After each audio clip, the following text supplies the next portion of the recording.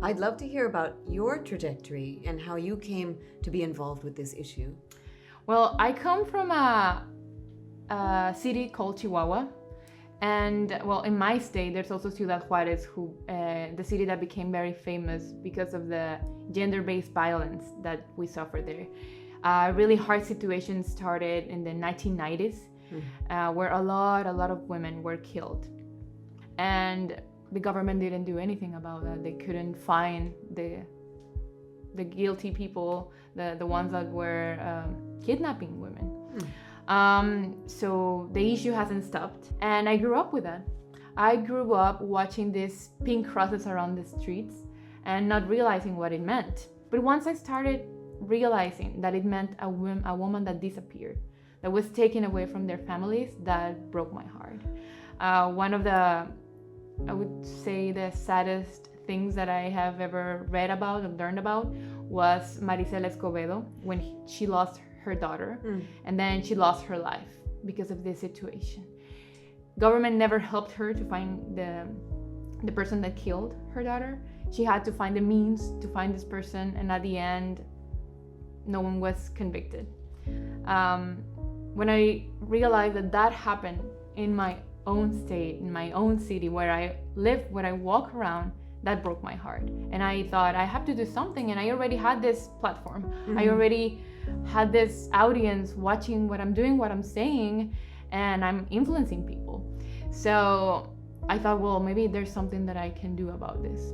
And I started working with the Municipal Institute for Women in Ciudad Juarez. We created this street safe for women. You can just ask for immediate help if someone is harassing you. And I think it's a good way to talk about street harassment, because people don't really see it as gender-based violence. They don't understand that almost 80% of women suffer street harassment. I'm so glad you are talking about that, because it's something that I experienced a lot from the time I was a child. Yes. Being catcalled on the street. I remember when the movie Pocahontas came out. Yeah.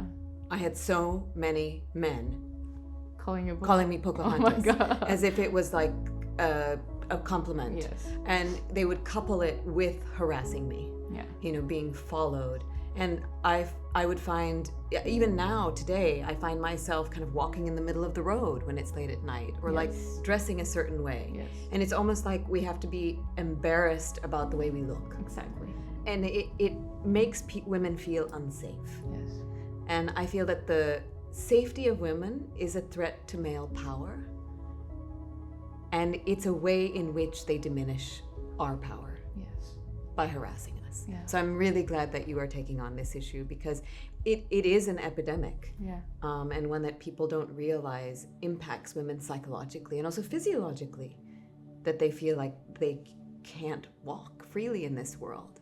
You feel so powerless, and you start thinking, is there a solution for this? Is there a way to actually create change in our society? And I think I found help when I read your book, and I'm so thankful with you for sharing this story, for letting other women know about what happened to you. We have to understand that it is something that can happen to everyone. And it's not an issue here in the United States only, not an issue only in Mexico or in Sri Lanka. It happens all around the world. And the reason why is because we're women. And that is very, very sad. It's not just about safety, but also about being able to experience joy. Yes. And I think sometimes we can get overwhelmed. And that happened to me when I started realizing all these terrible things that have happened in my own country. And you feel powerless. But then I realized, well, we can always make change, even if it's small, even if it's only in our community. I believe that we have to completely overhaul our education, and it begins in the home, in the schools. From the time you are in the playground, you're conditioned to think that if a boy teases you, he likes you. Oh yeah, you were mentioning. It's terrible. Yeah. It's terrible. So I feel that sex education has to be rebranded, because people get so scared when they hear the word sex. I think it needs to be healthy relationship training. Yes. And in Mexico, I'm curious what the sex education was like there. I mean, I was reading about the Amnesty report that came out Oh my God. last month. That is heartbreaking. At least 10 women and girls are killed every day in Mexico. Yes. And that for most of them there is no justice. And you mentioned that horrible story from your town. And like, where do we go from here? Well, I would like to say that it happens everywhere, but in Mexico, things are just getting worse. And we were talking about that, how the numbers say that 10 women are killed per day. But the reality is that the number is higher than that, because not all of the women that are killed are considered femicides.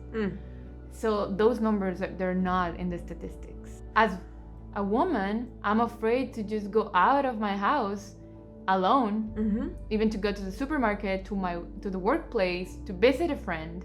I have to text my friends my live location. I try not to go out in like very late hours because the streets are very dangerous. And we can't live like that. That's not a healthy way of living. Why can men be free when we can't? And it's just become worse during the pandemic, because we've seen during the pandemic how rates of domestic violence has increased, rates of femicide have increased because of so many factors, but one in particular, it's like with the additional stressors on people, and also because so many women lost their jobs during the pandemic. You know, there was a mass exodus of women from the workforce, not just in this country, but in so many countries. When you disempower women economically, you make them more susceptible to abuse. So economic equality, gender equity is a very important component of combating violence against women. It'd be very interesting to see what the world would look like if women ran every country. If women realize that they are just as powerful or even more, that they have everything that it takes to run a country, to achieve your dreams. Yes. But you grow up thinking that your place is maybe at home. And I'm not saying it's wrong to stay at home and raise your children or take care of the home. But what I'm saying is that you have those dreams, but you feel like you can't, that you shouldn't, because it goes against what society says.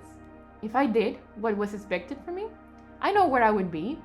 And when they see what I have done, they're so surprised and they look up to me. And I say, well, you could do it too. And it's about about you changing your own destiny, and the way that you can encourage other girls to pursue their vision of what they want to be is so important. And I hope that you run for office one day. Oh. Wow. I mean, I've never thought about that. But I always say, like, never say never. Right.